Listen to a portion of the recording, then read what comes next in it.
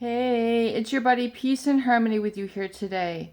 We're focusing in on the dynamic of mirroring, of reflecting one another in a relationship with a narcissistic individual or a psychopathic individual, and how this mirroring, how this relating, how this interaction, how this back and forth creates an experience of self-devaluation and shaming that becomes very much a carried over sense of inferiority in all areas of one's life after being targeted and really used as a supply, an individual who has served as being taken advantage of, being exploited, someone who has been treated without empathy, someone who has been in a relationship with a narcissist.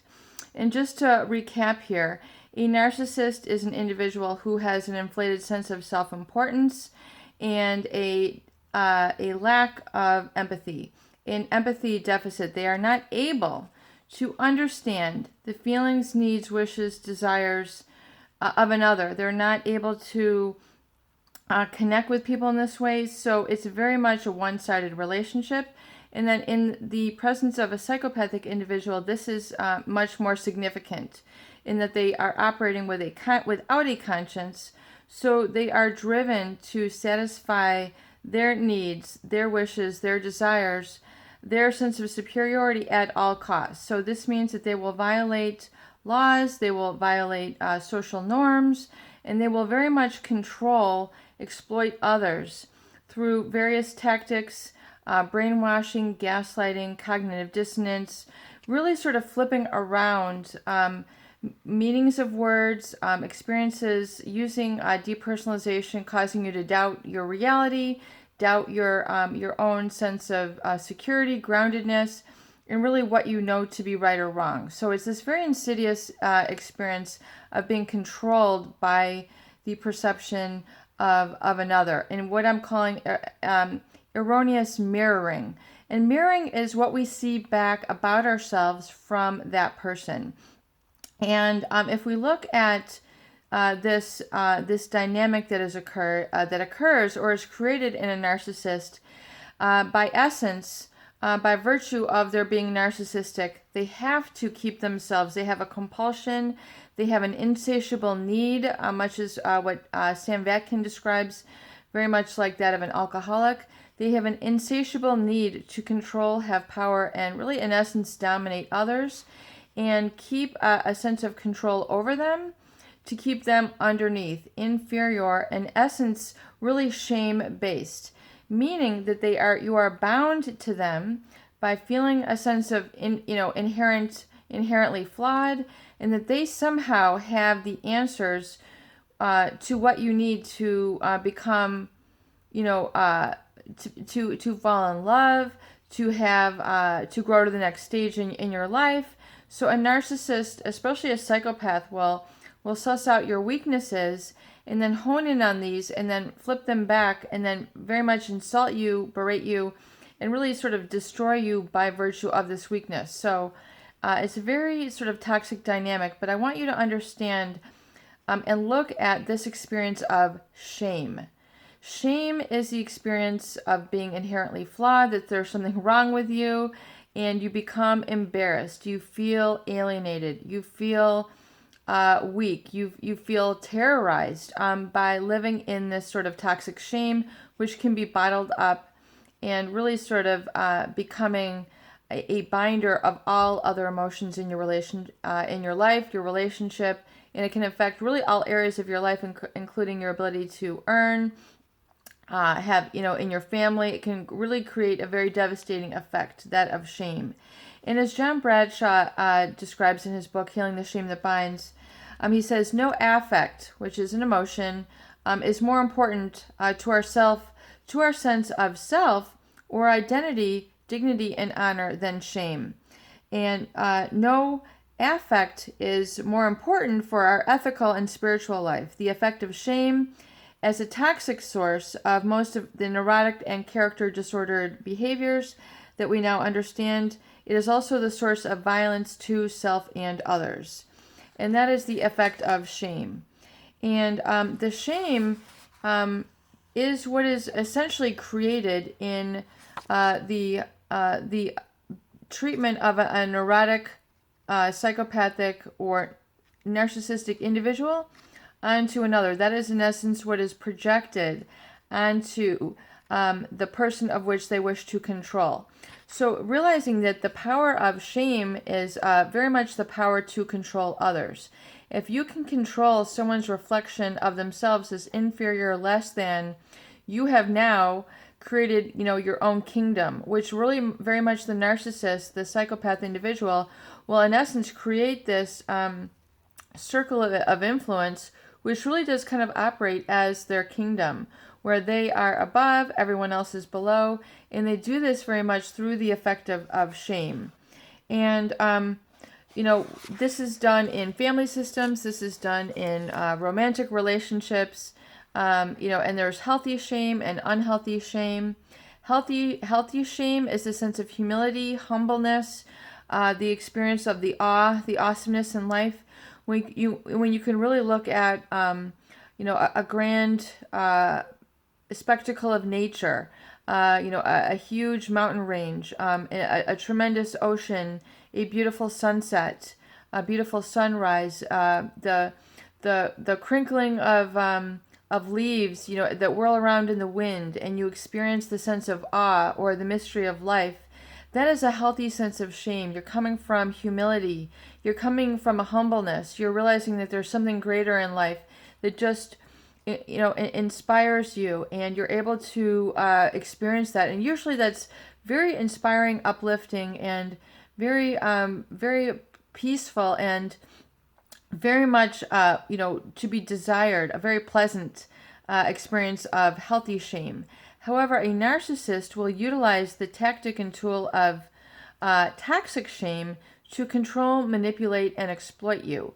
And, and so what ends up happening is that these can become carried feelings and buried feelings, and then really sort of becomes an alienated part of ourselves. So we experience ourselves as out of control and not being really sort of at the helm of our life, where we feel very disempowered.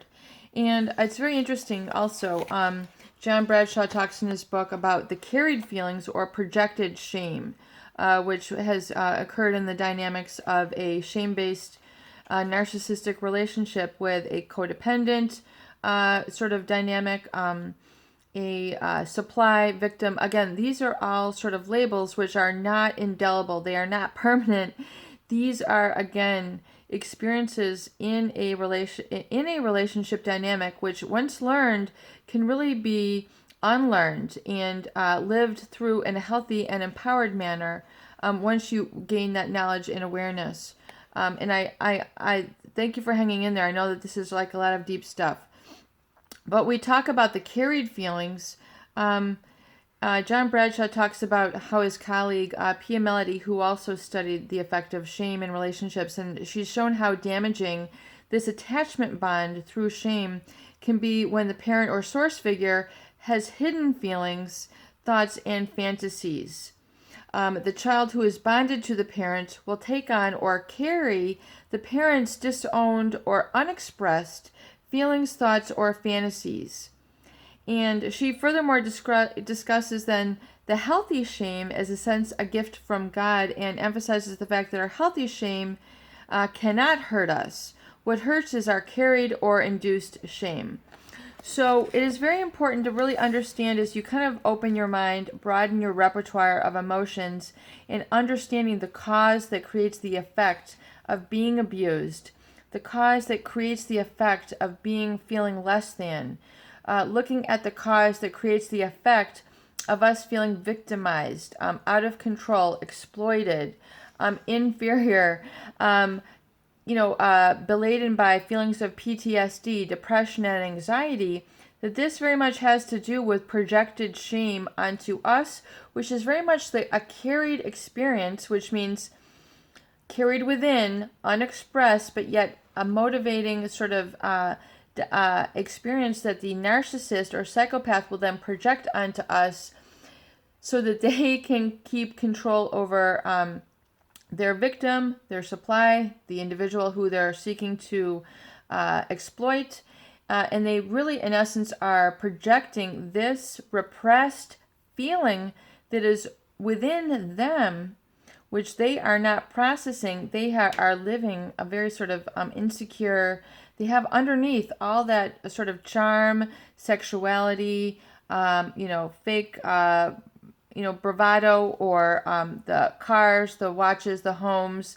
Underneath, within the narcissist, someone who's very unhealthy, extremely insecure, and very shame-based. So we see that this projection of this insecurity is really a projection onto others, which they carry.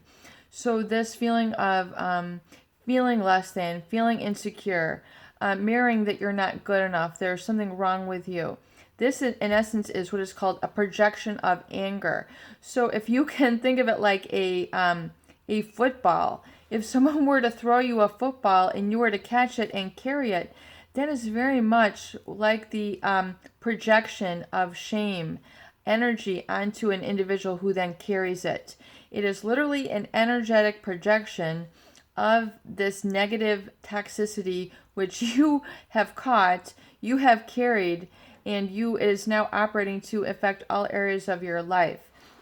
And so when we talk about feeling alienated or feeling like part of us is unable to be expressed, realize the connection that is occurring with this carried shame, this football which you've carried, which is now kind of like carried within you, if you will. We're talking about an internal state, an internal negative toxic state which you have not processed, which you are carrying. You have to release, you have to let this go and realize the source of this projection. Let it go, purge it, get it out of your system. Identify the cause that creates the effect of this inferior, feeling of inferior, feeling of victim, feeling of shame-based.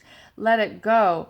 Give it, release it. The erroneous, ineffective mirroring that you're less than, the narcissist speaking, their insecurity speaking, their flawed sense of self that they have never processed, which has been thrust onto you. Realize that you no longer wish to live in the reflection of a distorted mirror. You no longer wish to have an identity which is mirrored within this toxic, shame-based foundation. It is the old blueprint. You're letting that go.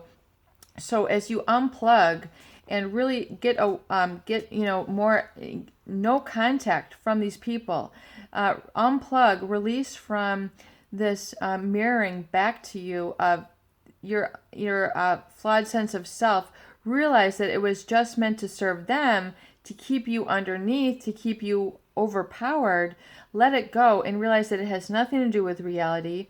You then really realize that you accept yourself unconditionally, which means it's not based on anything you do say. It is based on your being. It is very much an unconditional sort of sense of self-acceptance. So this is very important to healing, and I want you to resonate on this and reflect on this and how important unconditional self-acceptance within yourself and in relationships is so important to growing and becoming a true success, having a master of your emotions and becoming your best and greatest version, is learning to love yourself unconditionally. And that will, once you do that, you'll realize that you're embracing yourself 100%. You will not experience a sense of abandonment, because abandonment issues are conditional based. Once you're able to embrace yourself and be there for yourself, in essence, in releasing the shame, you release the fear of abandonment, and you realize you're present, you're in the here and now, you're able to live empowered, and you're actually able to attract really the higher nature within yourself. You're able to live by your higher nature. You're able to tap into your richest emotions, your most powerful emotions, that of the experience of the mystic, the awesome. Through that humility, through that humbleness, you're able to actually raise to your greatest heights, live in your greatest talent and live in your highest vibration. It's like a tuning fork.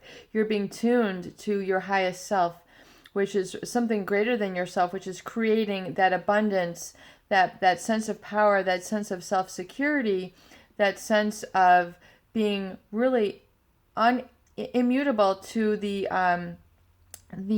slander of others. So once you're able to live in that energy, and you can replay this again and again, because it's going to take consistent practice. Once you really identify these dynamics and are able to release the narcissistic mirroring, the psychopathic mirroring of who you were, once you're able to release this and get into that that healthier state, you'll realize that that power will be with you consistently. It will not abandon you. That energy will be your healed energy, and you will not feel like you're burned out, exhausted from trying to people please in the codependent blueprint, that toxic blueprint which the narcissist and psychopath had created for you.